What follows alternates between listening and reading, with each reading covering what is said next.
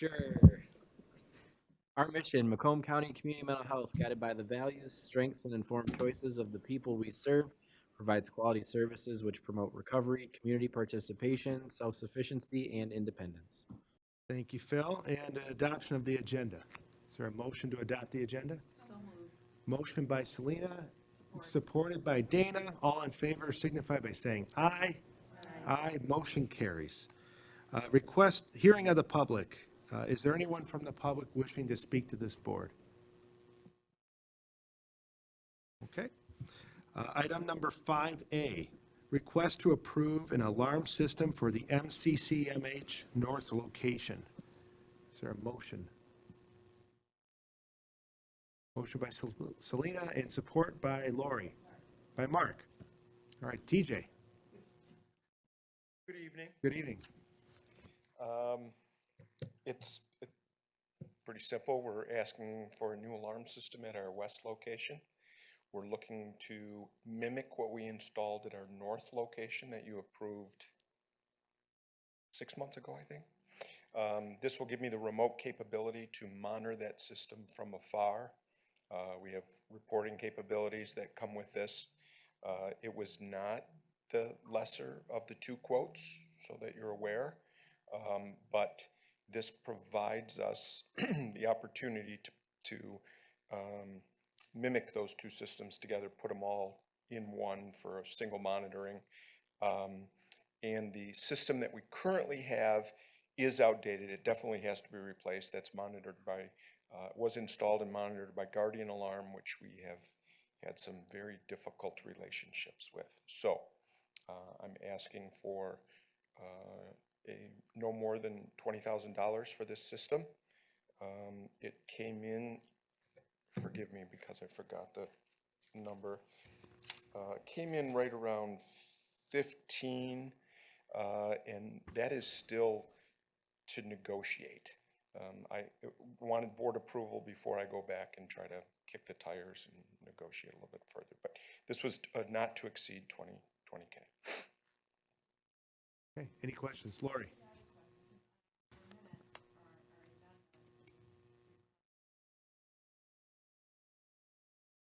That was my mistake. It was Nick?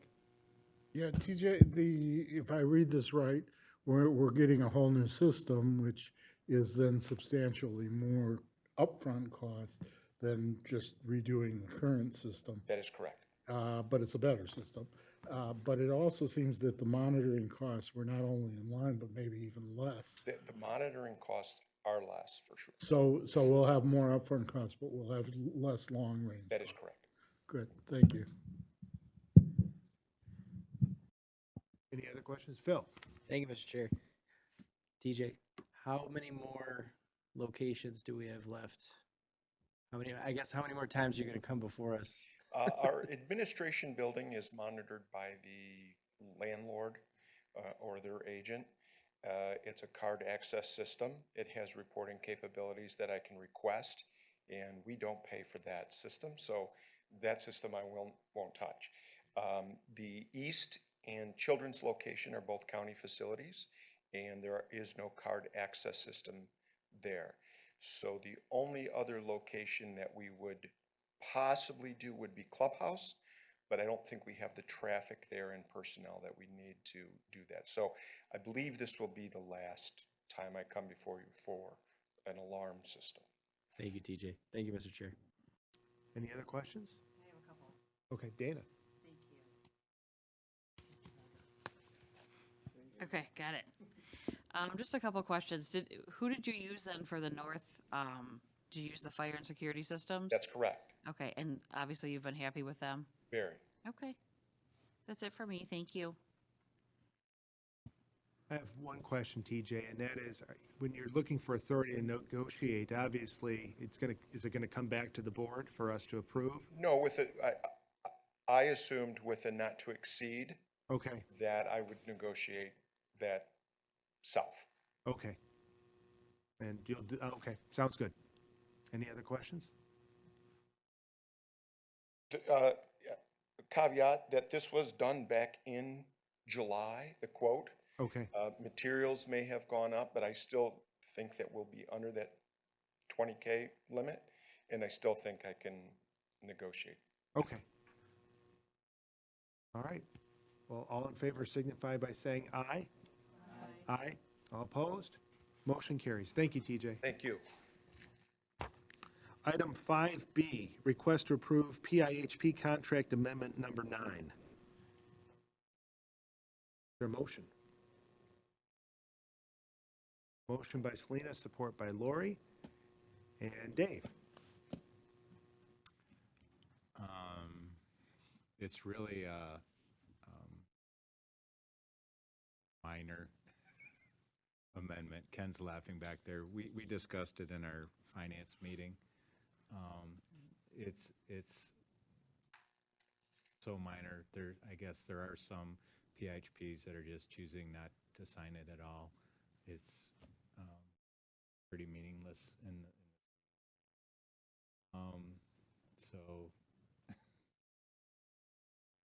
we'll still take it under consideration, but I don't see a problem signing it and just filing it away and moving on with the other amendments. With Helen in the audience, she knows too, in the egram system, we've had to sign some agreements that were, they were wrong and knowingly incorrect, just so we could kind of move the system forward. So this is not a major amendment to our PHP contract at all. Okay, thank you. Any questions for Dave? Lots of questions based on that. Nick? Okay, I'll bite.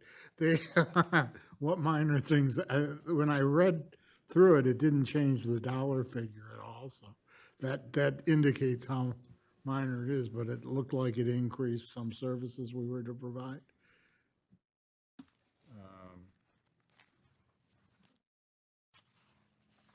It's so minor you can't remember what. My concern was, we are currently in discussions with the department over our internal service fund. And so in section D there, it speaks to savings and reinvestment. That does not impact that at all. It's basically kind of very minor wording clarifications. And I think it's just to catch up on some of the information that they've issued out previously that we've already incorporated into our operations.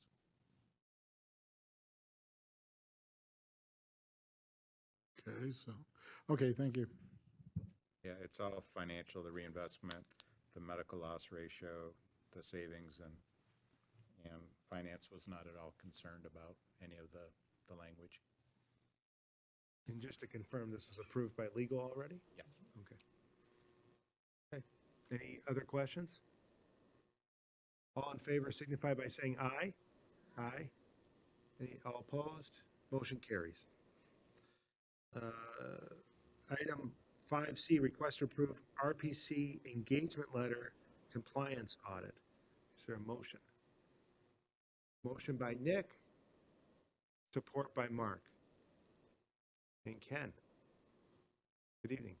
Good evening. Is it on? Okay.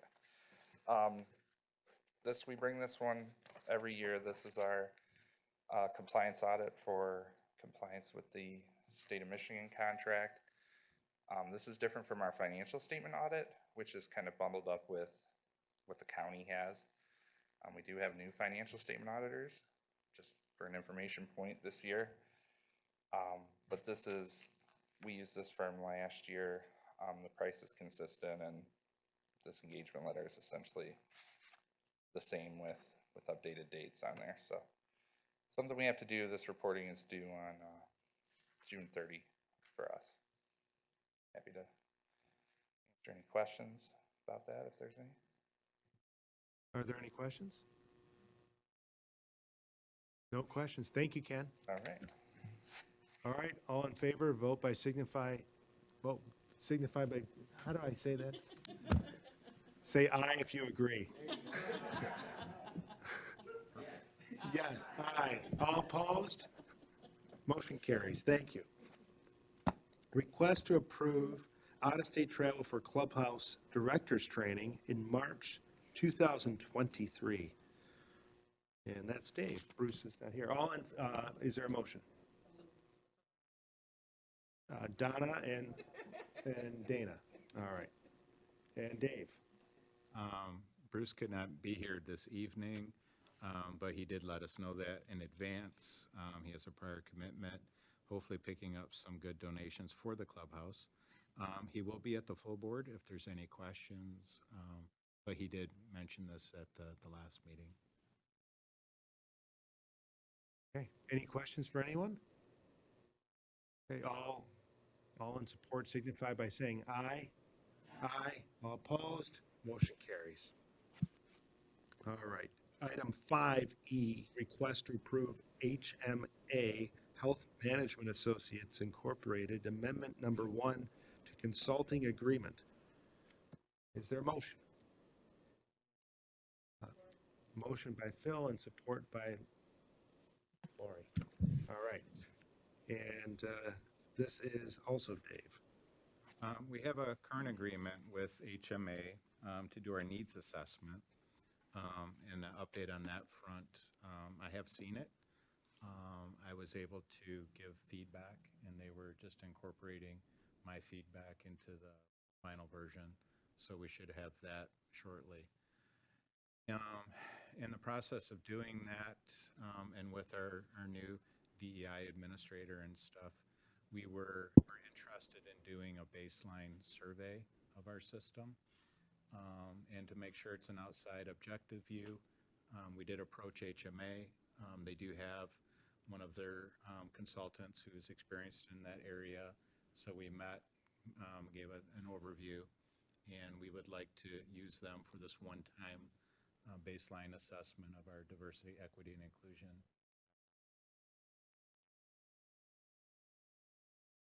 Measure our progress going forward. Okay. Are there any questions? No questions? All in favor, vote by, signify by saying aye. Aye. All opposed? Motion carries. Thank you, Dave. And item 5F, request to approve EMDR training. Leslie is here. Hi. This motion by Phil, support by Nick. Oh, by Nick raised his hand. Well, thank you. Do you want, Lori can have it. Support by Lori. Sorry, Nick. Hi, Leslie. Hi, Ray. Would you like a little update on what Yes. that is? Okay. So we're requesting to use our integrated healthcare grant funds to cover EMDR training for 8 different clinicians throughout our provider network, one at each agency throughout Macomb County, to increase the amount of evidence-based practices available to our recipients. And EMDR is eye movement desensitization and reprocessing. It is an evidence-based practice, one of the gold standards for trauma treatment. Thank you. Is there any questions for Leslie? One question I have is, who would be eligible to receive this kind of treatment? Anybody with a trauma history or with a PTSD diagnosis, or any kind of extensive trauma symptoms that are impacting their life or creating or exacerbating their mental health condition. Would our veteran navigator be able to direct anyone to our services? Yes. Yep. Okay. Yep. All right. Any other questions? Nick? When you say trauma, are you including childhood trauma? That's correct. Yes. EMDR is approved for children as well. Okay, no other questions? Thank you, Leslie. I think there's one more Yep. item. I'm just going to stay right here. Okay, all in favor signify by saying aye. Aye.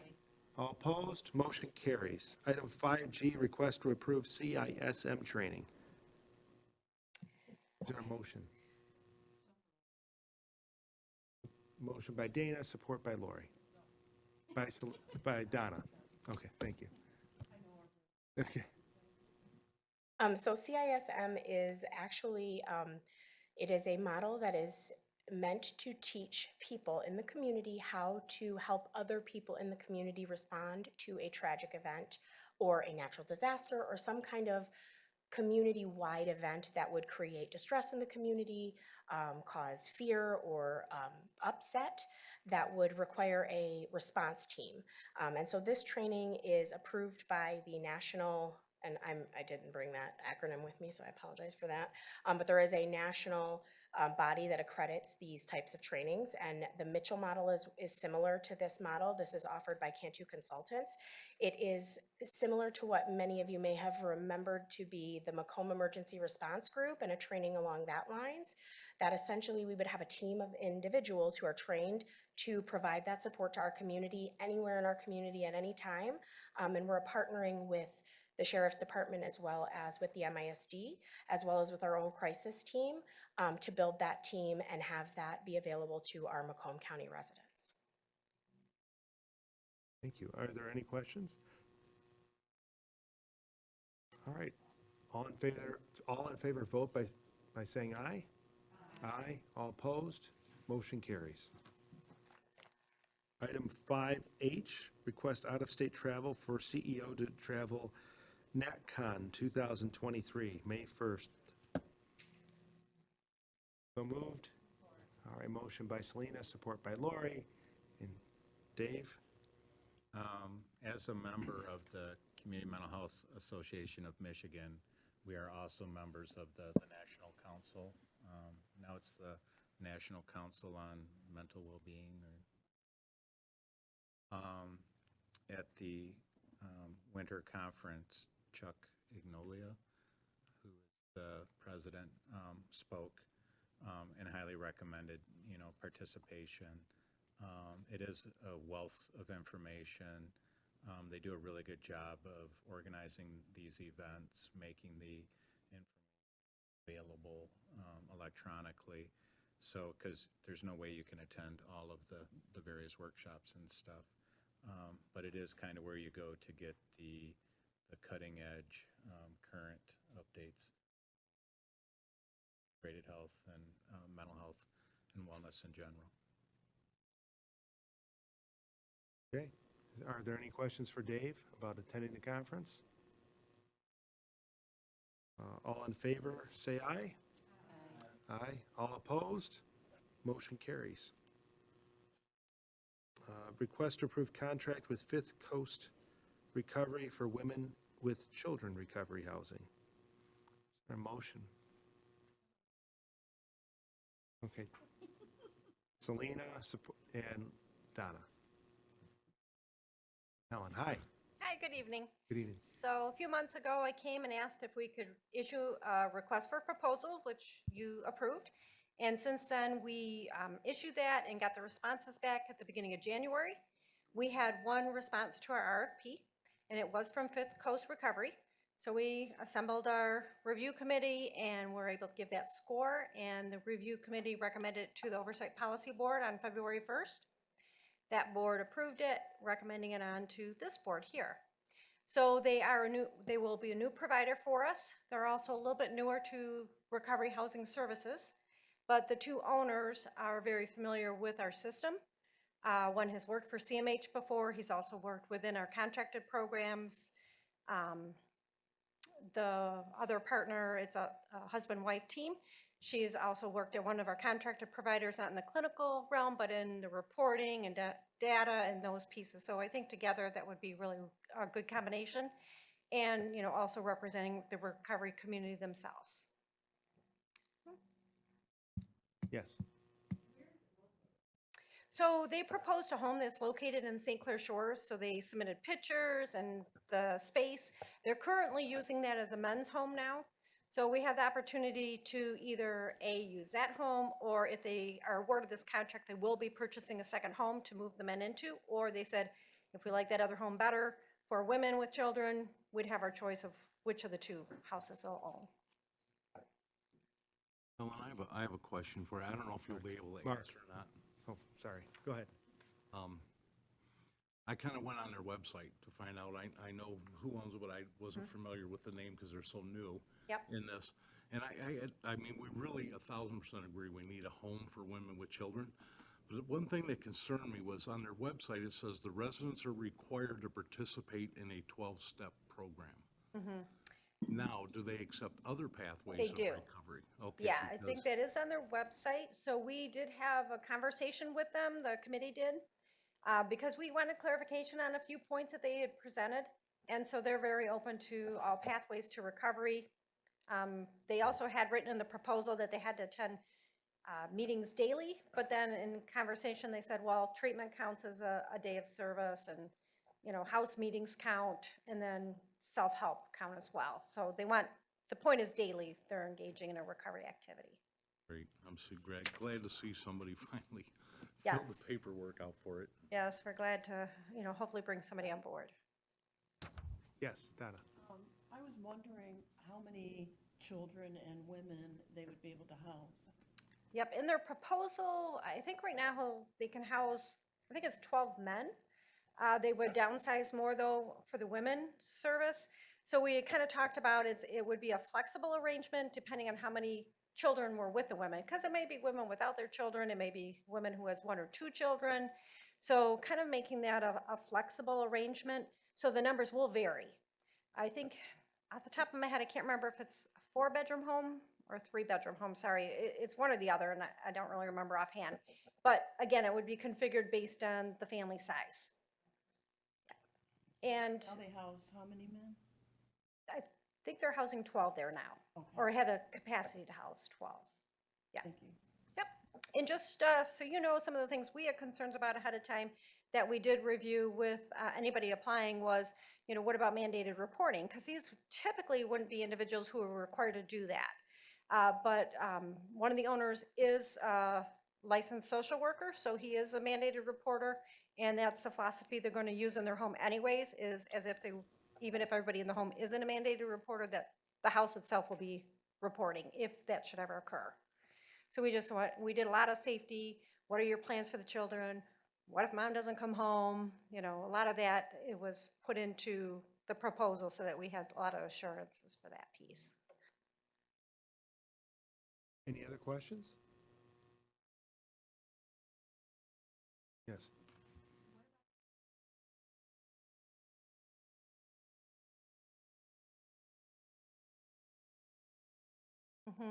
We didn't include that as part of the proposal, but we do already know that the intermediate school district works very closely with our women's specialty residential treatment program.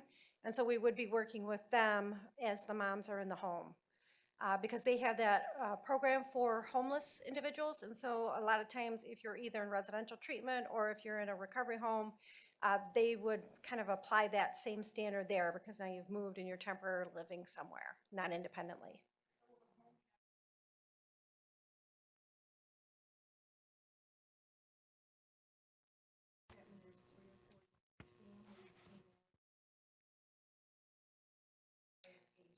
Right. Well, they will have the rooms, the bedrooms, and they do have an area in the house where they said they can set up a desk, or, you know, space area for the children to do their homework.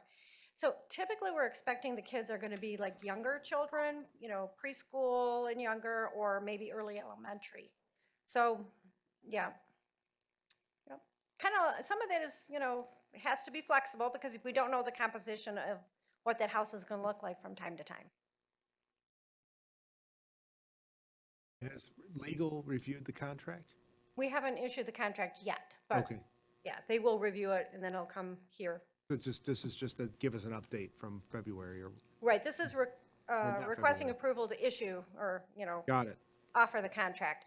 So then it'll be our standard boilerplate contract, but then the particular section on the work that they do will spell out the service. Okay, thank you. Any further questions?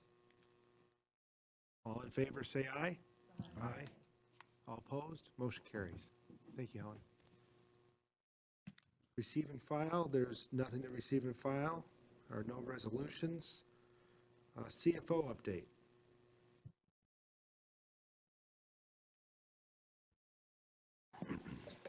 Good evening again. We have a lot going on in the finance department right now. February 28th is our big annual reporting deadline for the state. We have our FSR, which is the financial status report, the EQI report, which is the Encounter Quality Initiative report, and our medical loss ratio report. Those all kind of go together and tie in together, and also have a number of ancillary reports as it pertains to CCBHC and some other things like that. So we are busy working to get all of that completed. I will draw your attention, the snow kind of hindered us for last month, so these are the November financials, but if we start on page 2, this is our normal chart. Nothing particularly unusual about October and November, but I think one thing that has happened since we spoke is the state of Michigan has indicated that they are going to decouple, I guess that's what we're calling it, the public health emergency away from the continuous Medicaid enrollment requirement. What that means for us is that these eligible numbers are likely to go down, and as a result, revenue would track with that. So that is set to come into place. I think they're going to end this on March 31st. So there's a 60-day window, and then as of June, they're going to start their redeterminations on this, and there'll be kind of a rolling window until a full year. So May 31st of 2024. Obviously, in June, start tracking this very closely, seeing what it looks like between now and June, and as an ongoing effort, making sure every single person that can be enrolled in Medicaid is. So that's where our efforts are focused right now, making sure information is updated, where people live, getting it into the state system, and that kind of work to make sure that we knew this was going to happen eventually, and our revenue's been quite high. So at this point, don't anticipate anything significant, but it is hard to predict. Additionally, the Milliman, the state's actuaries, have said that they are going to be looking at rates and revising those as of the end of the PHE. I think even though this isn't technically the end of the PHE, this is going to qualify when they start looking at the rates. And then, of course, the feds they have their own ideas with the PHE, so that might end in coincidence with this. So this is what we know right now. We don't actually have any written guidance or anything from the state that I've seen, but we're moving forward under this assumption. So, if I take questions on that particular piece, I know that that's kind of a lot, and it's could be a complicated subject and affects revenue. If anyone has any questions.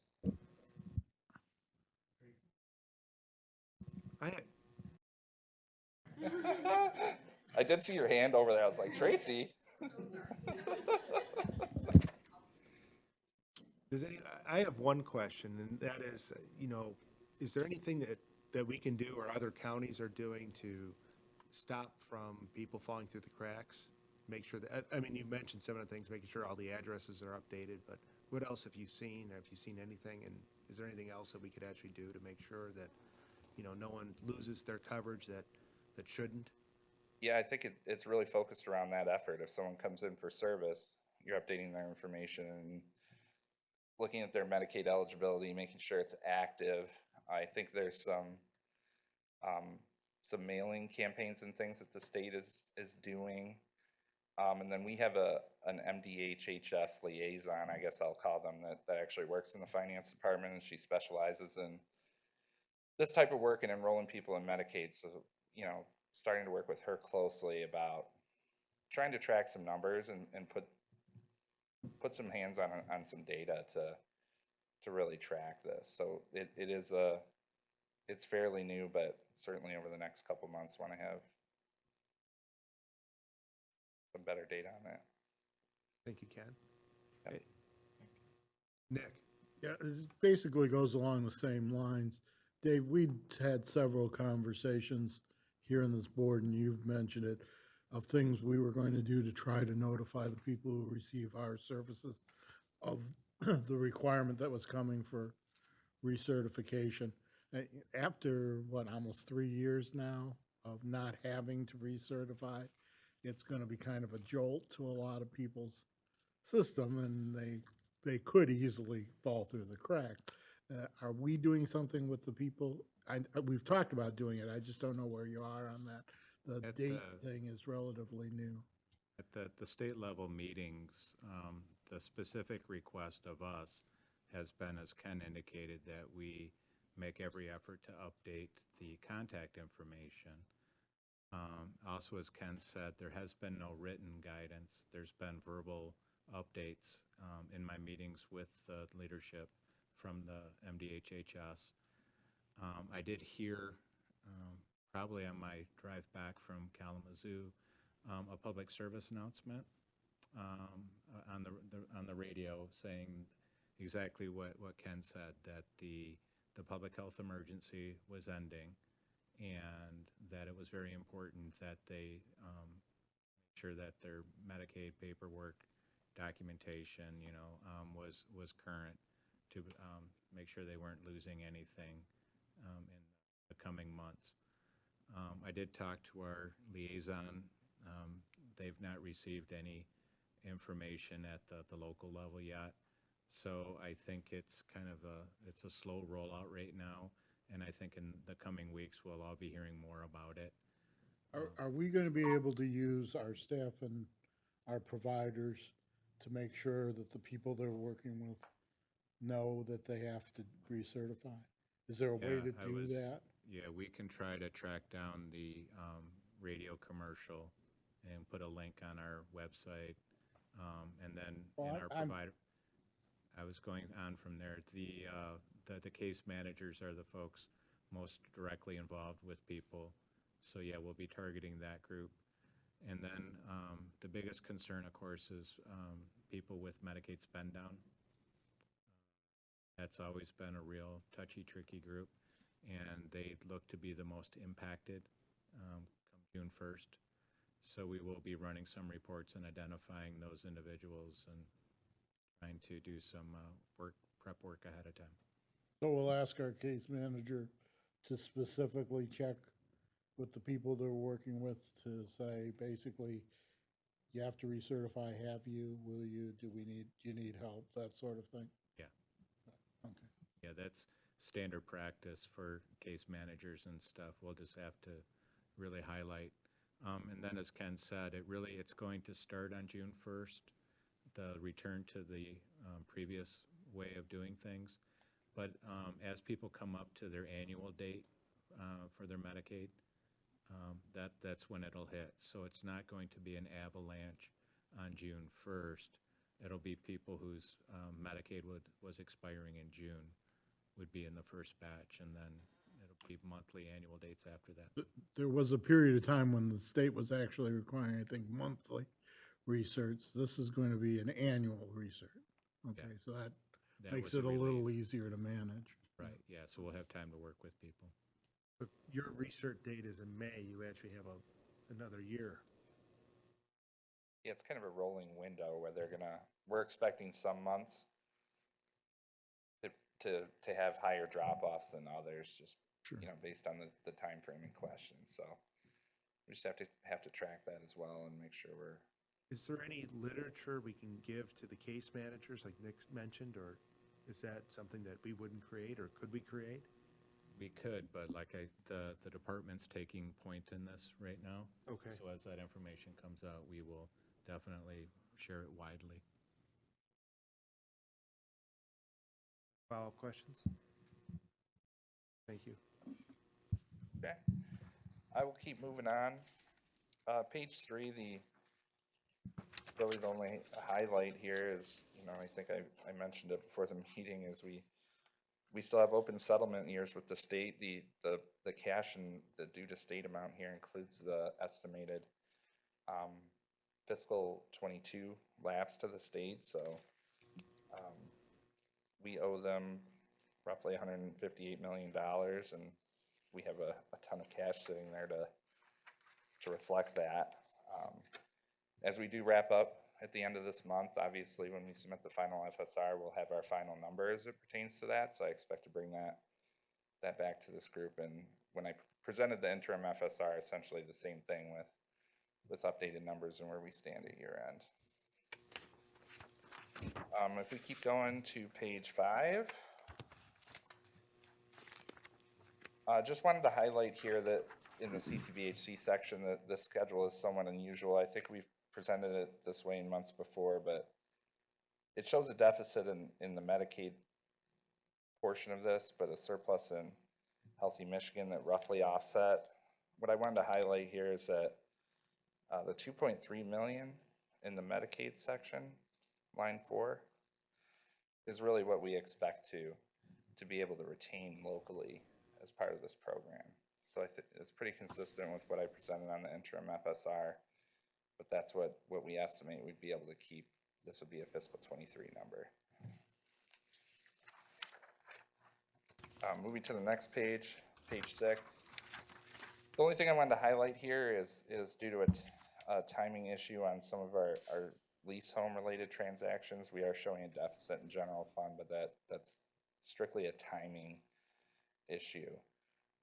So we have some offsetting rent amounts that we have from our providers that weren't recorded at this time. So we do have a surplus in general fund. I think that's all I have as far as the financial statements go. There's nothing on the other pages that are terribly unusual, and I think that's all I have for my update. If there's any questions, answer them. Any questions? All right, thank you, Ken. All right.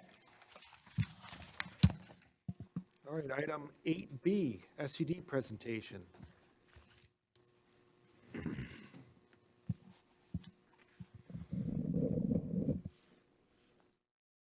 Again.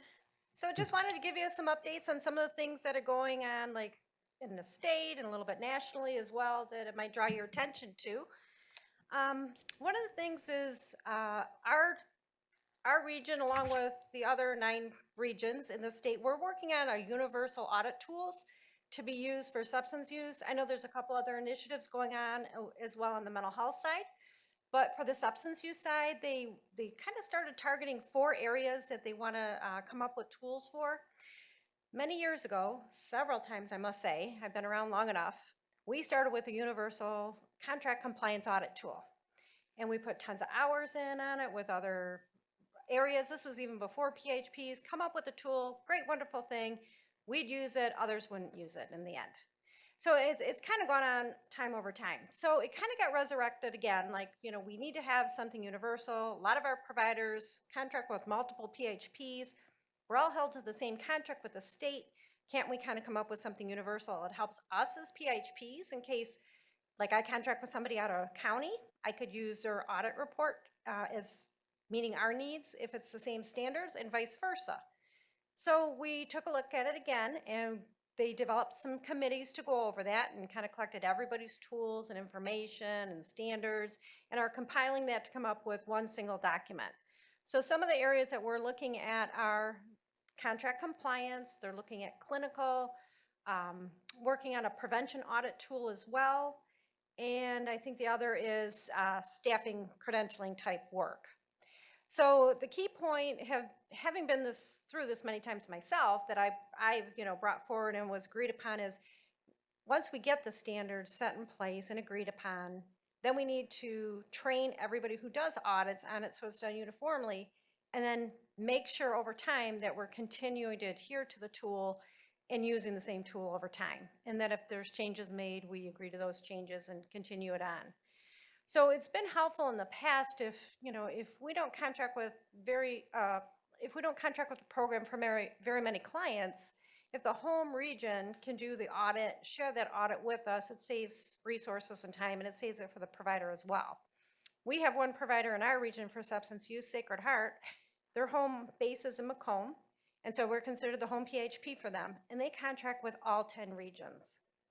And so to be audited 10 times is quite burdensome for them, quite burdensome for our system. And so we've already shared our audit findings at that level with other PHPs when they ask. So I think this will just make it more uniform and consistent. So pretty happy to see that that's moving forward.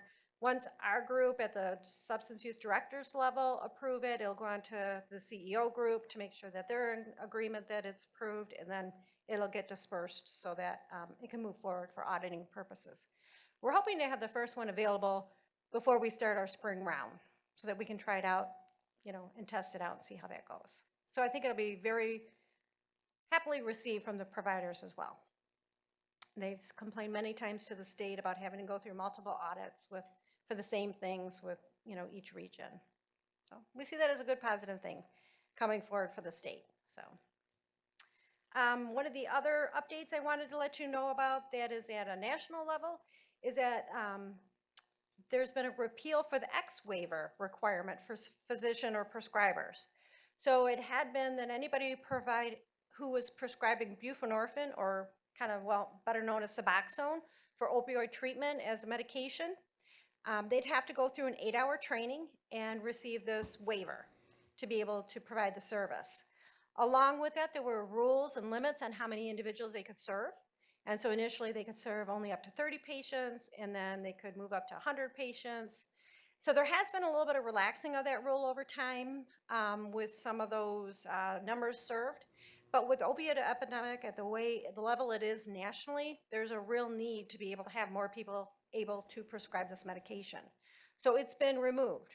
So any physician, any prescriber is allowed to prescribe buprenorphine products without having gone through the 8-hour training and getting the waiver now.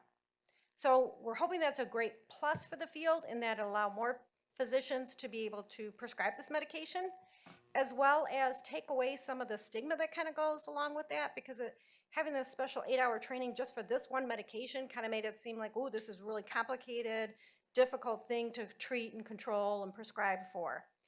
So hopefully that's removed, and some of the stigma along with that goes away, so that people can go to more doctors that are more comfortable saying, yeah, I can do this. And if I only treat 5 to 10 patients, I didn't have to spend extra time in doing that. On the flip side, though, they did add in that anybody having a controlled substance license, prescribing controlled substances, would have to receive an 8-hour training in opioid treatment and medications. So that would be for everybody going through medical school and prescribing. So anybody who wants that DEA license would have to do that. So that's great, because before it was only if you're going to prescribe this one medication. Now it's kind of in general, all prescribers doing that type of medication would be able to learn more about substance use, the disorder, and how to treat it. So I think that was a kind of a good trade-off. Open it up more, but also educate more people as well. So that's something that's going on more nationally. Along with that effort to allow for more services for people with an opioid use disorder, there's proposed rules by SAMHSA, the Substance Abuse Mental Health Organization, the National Committee. They're looking to relax some of the methadone rules. So right now it's very highly regulated under the FDA.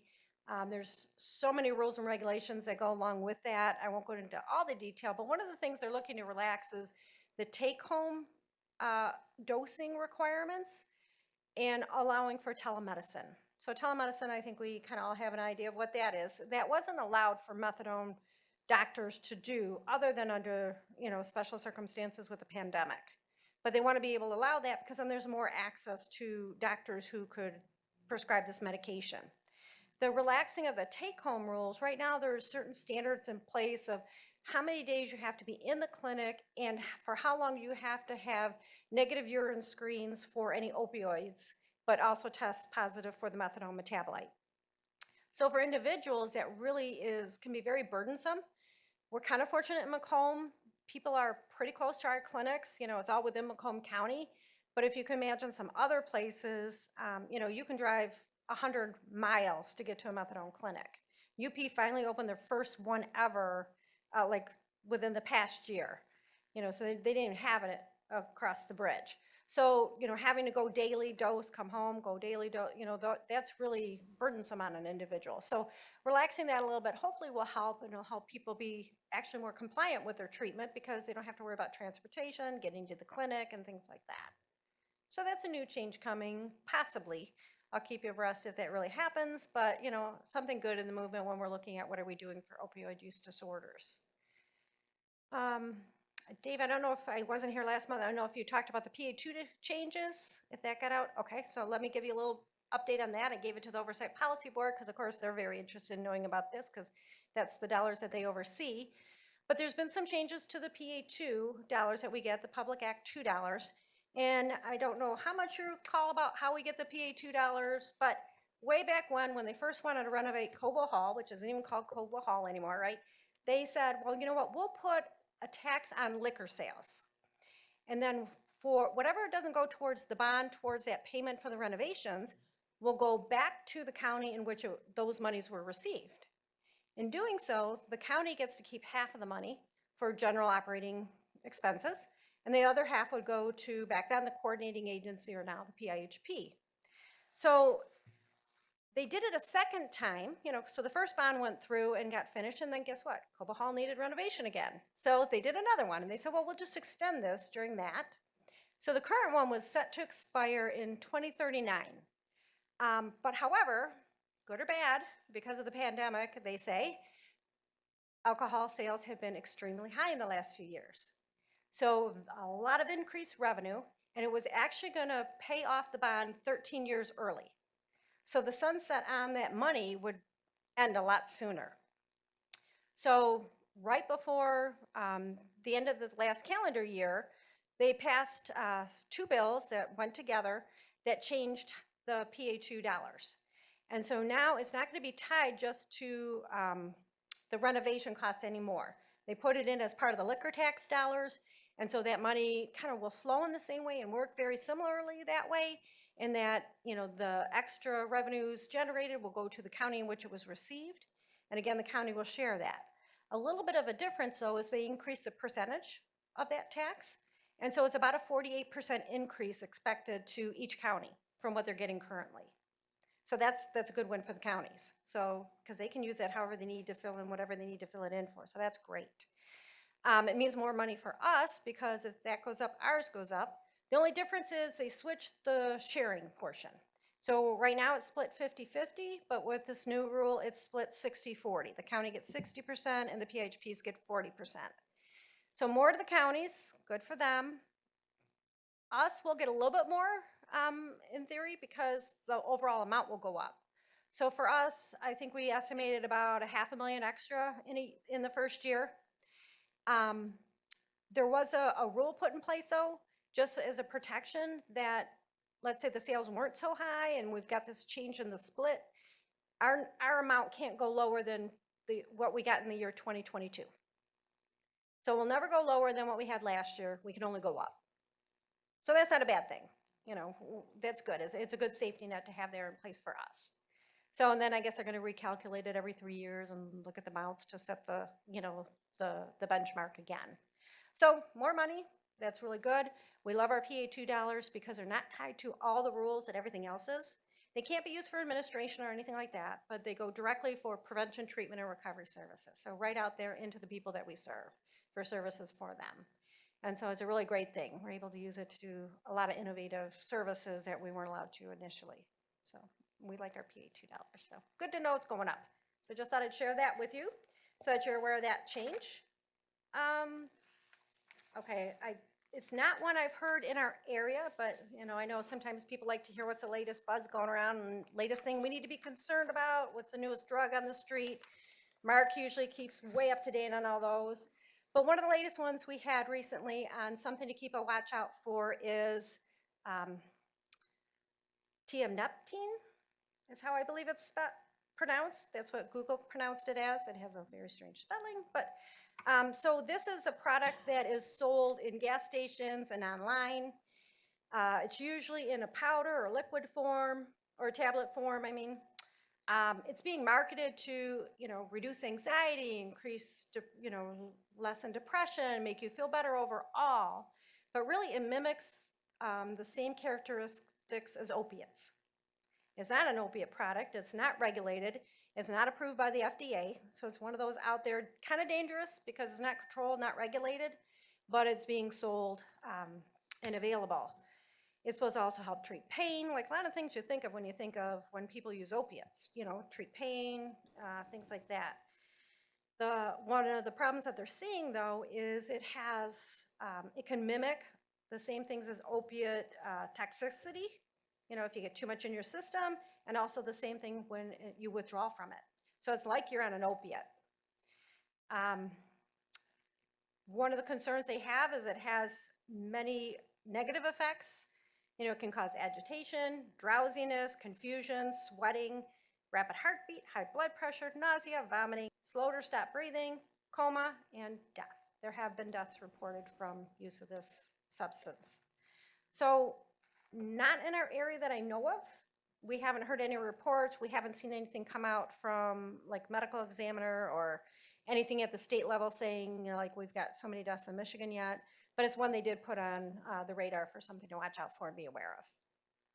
So kind of like, in case you hear of it, you're like, oh yeah, I heard about that one. That's a nasty one. It's not a health supplement. Please, stay away.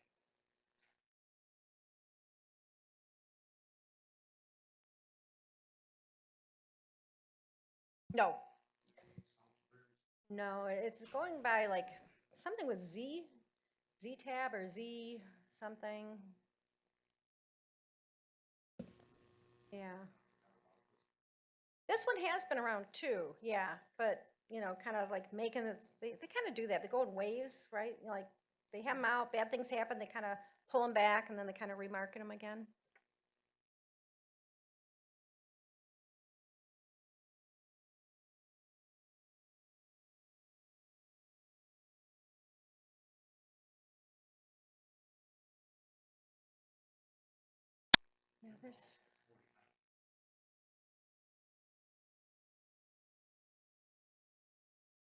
Yeah,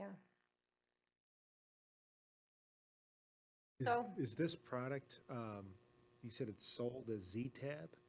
I'm not sure if there's like a couple slang names for it, and I didn't write those down to know exactly what they were. We do have our preventionist. She is checking with coalitions and other community prevention staff to say, is it in your community surveillance? Some of them go out and they check different stores and gas stations, just to kind of see what's in our area. To kind of see, what are we seeing that's out there and being marketed, and how is it being marketed? Because then as a coalition group, they can go and educate the community on, hey, this is around, beware. It's not as it's, marketed to be, watch out for your children, that kind of thing. Where is it produced? I'm going to say it's out of country because most of it comes online. Okay. Yep. Any idea what country? No, Just curious. I didn't have that in the article information that came. Okay, But if I find it, I'll let you know. okay. And Yeah. is it in liquid form or is it mostly pills? This one is usually, it says it's usually sold in tablets or in powder. Okay, Yep. thank you. Yeah, thank you. Any other questions? No? Thank you, Helen. Thanks. CEO update. Good evening, everybody. I'll start with, I was in Kalamazoo for Monday, Tuesday, Wednesday of this week at the winter conference, along with Selena and Lori. So that was, it was good. We spent a lot of time together. Lots of good information. I commented on the National Council updates. There was, Helen, one of the keynotes spoke about the MAT, and she compared it to being diabetic. And she's like, just imagine if, you had to drive someplace every day to get a finger stick and check your blood sugar levels, and would we expect that? So when it comes to mental health parity in substance use, we're not quite there yet, but we're making some progress. Also at the conference, Leslie is here, so I will publicly praise her. Very well-deserved praise. Leslie gave a workshop on the impact of social media on children and youth. It was probably the most well-attended workshop. There was no seats left. People were sitting on the floor around the walls. very active, engaging presentation and a lot of feedback from the people present. It's a very important message. So I already followed up. We were able to do a grant with the ARC for some podcast equipment. And I already mentioned it to Leslie, and I already have an email back from the ARC. So we will be working on getting a podcast message out. It's very important to parents, educators, children, and the statistics that you shared were frightening. There's really no other word, especially amongst the young women and stuff. Thank you very much, Leslie. It was A+ on that one. Let's see. In the also would like to thank Tracy especially. This is our legislative packet that went out.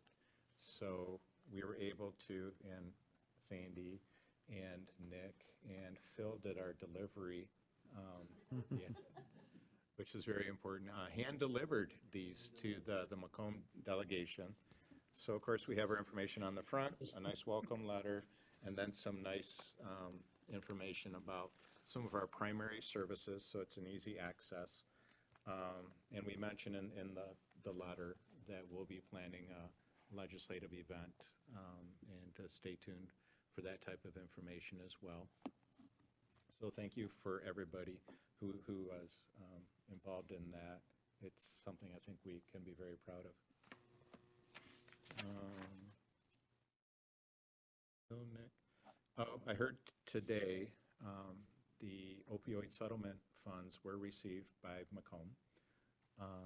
That was held up. Originally, there was a lawsuit from a county on the west side of the state, but the funds are coming out now. And we are, the county's been great. Vicki Wilbur is leading the efforts in that area about how best to utilize those funds for Macomb County, with a lot of course, on the mental health, substance use services and jail diversion things for our communities. We also, Selena, thank you very much. We were able to speak to Krista Hauserman at the Michigan Department of Health and Human Services. Krista is leading up the crisis stabilization units and the crisis receiving units for the state of Michigan. There was $10 million earmarked in the budget, and now they're making plans on how best to use those. So we are planning now a visit with Krista and Dr. Pinels to come out and look at the Juvenile Justice Center, see if they could, if we could possibly use that for any of our efforts in our crisis continuum.